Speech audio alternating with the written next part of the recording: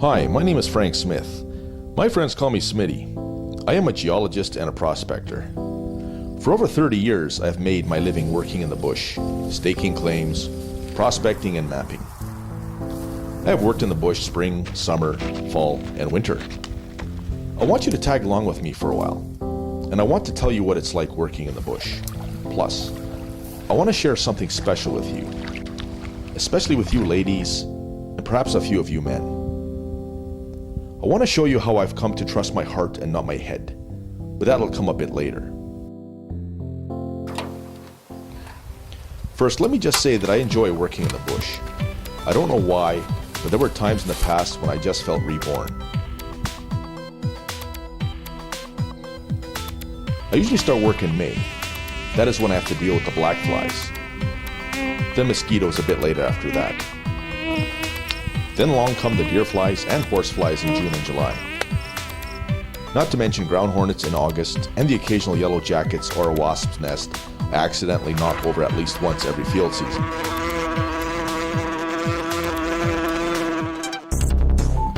Of course you would think that by now I should be used to wood ticks and spiders down my shirt.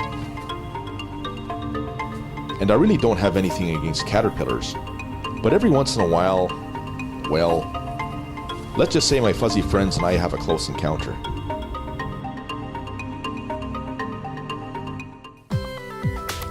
Did I mention that I always have bruised or banged up shins from hidden logs?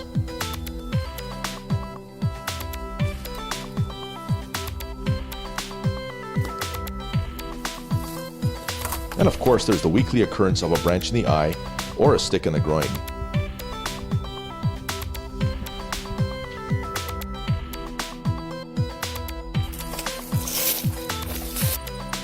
But you know what the real problem with my job is? It's only seasonal, and I can't get enough of it. Plus, you know what I have come to realize? There is justice in the land. Did you know it is only the female mosquitoes who bite me? They are the ones who want to stick their proboscis in me. But I'm left with a swelling or a bump under my skin. And after getting what they want from me, they just pull out and leave. Well, the way I figure it, ladies, it's payback time for what us guys do to you. Being in the bush is like being with a woman. Sometimes the branches gently stroke my face or body, and when I am surrounded by a bunch of trees, it seems as though the branches are reaching out to hug me. Mind you, every once in a while I get a bit out of line and I am put in my place. But let me get to telling you how I learned to trust my heart and not my head. For years I've always trusted my head. I trust what I can see, what I can hear, what I can touch, or just plain figure out. Take bears, for example. I've gone for over 25 years without seeing any bears in the bush. That's because I use my head and my keen powers of observation. If there were a bear around, even within a quarter of a mile, I would know about it. That's the way things work out when a man trusts his head and not his heart. But something happened the other day that made me reconsider that approach. One day I got a fortune cookie at my favorite Chinese restaurant that said, "You will see bones today." Well, what kind of hokey-pokey garbage is that, I thought. I'm not a butcher or an undertaker. I've never seen any bones in the bush before. The next day I continued to do my prospecting. But I kind of felt, well, spooky when I came across something I've never seen in all my years in the bush. Bones.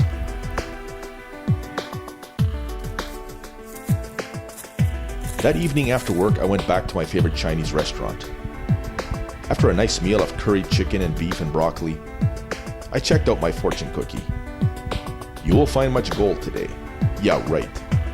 I've been in this business for over 25 years and made a good living, but I've never found gold. So the next day I go out to a new area to check out a showing I read about in an old northern miner magazine. But somehow my compass got all screwed up.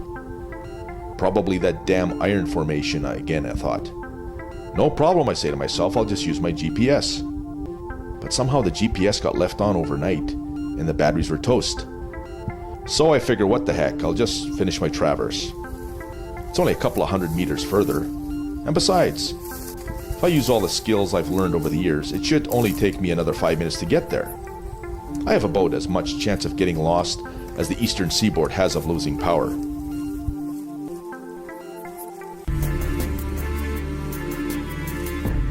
Well, Mr. Man, 2.5 hours later, I stumble out of the bush onto a clearing. Well, ladies and gentlemen, all I can say is that what happened next was absolutely amazing. I came across a vein of gold over 2 feet wide. It was the best gold showing in Canada in over 100 years. Some old prospector must have stripped the ground and then died before he could do anything about it. There was gold everywhere. And the ground was open, so I staked it and sold it to Knox Fort Resources. But you know what? Despite finding all that gold and having over $20 million in the bank, I wasn't happy. Sure, I bought myself a nice house. I bought myself a few nice toys.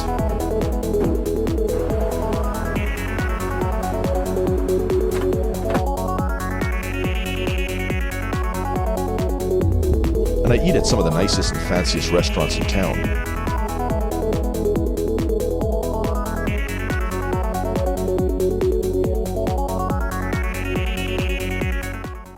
But I feel empty. I'm not in the bush anymore. I don't have a sense of adventure and purpose. In fact, I almost missed the mosquitoes. Well, almost. So I went back to my favorite Chinese restaurant, and after another great meal, I checked out my fortune cookie. Learn to trust your heart and you will find your special treasure. At first I thought the person who writes these fortune cookies had been smoking too much marijuana. Mind you, I've never tried this stuff myself. I'm afraid I might like it. But that's another story. And that's when it hit me like a ton of bricks. The only reason I found the golden sidewalk was because I didn't trust my head. I couldn't use my compass and my GPS let me down. So that fateful day, I had no choice but to follow my gut instinct. No matter how you look at it, I was already trusting my heart and not my head. Oh well. The only thing I could do now was buy some groceries and then head home. So I checked out my Palm Pilot. Then I went to the grocery store to pick up a few groceries. What happened next can only be described as accidental, coincidental, and miraculous. Somehow I had bumped into this woman and she dropped her wallet. My head said, "Turn it into the manager," but my heart said, "Return it to her personally."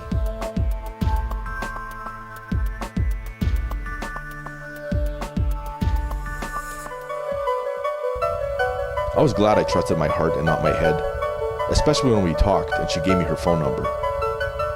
And just before she drove away that fateful day, I smiled, because the fortune cookie was right. Trust your heart and you will indeed find your treasure.